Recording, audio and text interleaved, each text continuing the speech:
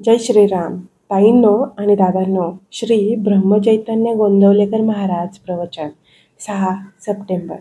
राम करता या भावनेने समाधान मिळते. बघूया ह्याबद्दल श्री ब्रह्मचैतन्य गोंदवलेकर महाराज काय म्हणतात ते. पहाटेची वेळ खरोखर फार चांगली आहे. ह्यावेळी कोणी मानसपूजा करीत असतील तर फारच उत्तम. दुसरे कोणी यावेळी झोपेत असतील तर आणखी कोणी मनोराज्यही करीत असतील. पहाटेपासून तो रात्रीच्या झोपेपर्यंत, मग तो राजा असो किंवा लंक असो, सर्वांची एकच धडपड चालू असते आणि ती म्हणजे समाधान मिळवायची. प्रत्येकाच्या जीवनाला समाधानाची ओढ लागलेली असते. वास्तविक खरे समाधान हे कशावरही अवलंबून नाही. ते राम करता ही भावना बाळगल्यानेच मिळू शकते. समाधान मिळवायचे एक अत्यंत सोपे साधन सर्व संतांनी स्वतः अनुभव घेऊन आपल्याला सांगितलेले आहे आणि ते म्हणजे नामस्मरण.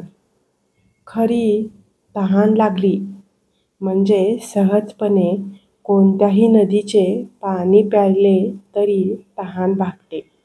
त्याचप्रमाणे खरी तळमळ असली म्हणजे सहजपणे नामस्मरण होऊन समाधानाची प्राप्ती होते. पहाटेच्या वेळी केलेला अभ्यास चांगला होतो असे म्हणतात. तेव्हा या नामस्मरणाच्या अभ्यासाला आपण पहाटेपासून सुरुवात करूया. काकड आरती झाली म्हणजे देवाचे स्मरण संपवावे असे नाही, किंवा सारखी काकड आरतीच करावी असेही नाही. भगवंताचे अखंड स्मरण आणि भाव पाहिजे. यात सर्व काही आले. मला खात्री आहे तुम्ही आवडीने आणि तळमळीने हा अभ्यास चालू ठेवाल तर राम तुमचे कल्याण करील. नाम घेत असताना इतर विचार मनात येत राहतात अशी सर्वांचीच तक्रार आहे.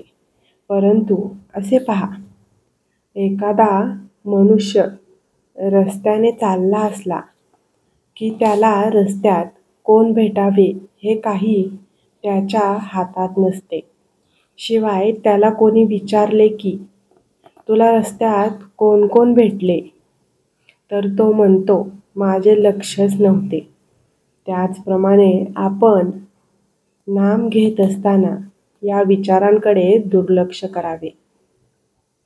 त्याच्या पाठीमागे जाऊ नये किंवा त्याच्याबद्दल विचार करीत वेळ फुकट घालवू नये. मला विचार विसरला पाहिजे असे म्हणून का त्याचे विस्मरण होणार आहे. नामाकडेच जास्त लक्ष द्यावे म्हणजे विचारांचा आपोआप विसर पडतो आणि पुढे ते येईनासे होतात. एकदा वाट चुकल्यावर ती चुकीची वाट परत उलट दिशेने चालावी लागते आणि मग योग्य रस्ता आल्यावर त्या रस्त्याला लागायचे. हाच अभ्यास आणि हे ध्येय गाठेपर्यंत चालू ठेवणे हीच तपश्चर्या. ब्रह्मानंद बुवांनी खरी तपश्चर्या केली. ते एवढे विद्वान, परंतु त्यांनी आपली सर्व बुद्धी रामचरणी लावली.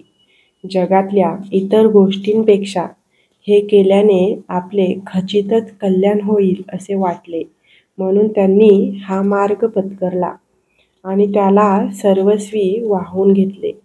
तेव्हा मोठे साधक ज्या मार्गाने गेले त्या मार्गाने आपण संशयरहित होऊन चालावे. त्यात आपले कल्याण आहे. बोधवाक्य. नामात राहा आणि राम करता ही भावना दृढ करा. प्रवचनाच्या शेवटी आपण सर्वांनी मिळून श्रीरामाच्या नामाचा जप करूया 11 वेळा. श्रीराम जय जय राम, श्रीराम जय जय राम, श्रीराम जय जय राम, श्रीराम जय जय राम, श्रीराम जय जय राम, श्रीराम जय जय राम, श्रीराम जय जय राम, श्रीराम जय जय राम, श्रीराम जय जय राम, श्रीराम जय जय राम, श्रीराम जय जय राम. श्रीरामाच्या चरणी नमन करून मी आजच्या प्रवचनाचा शेवट करते. धन्यवाद.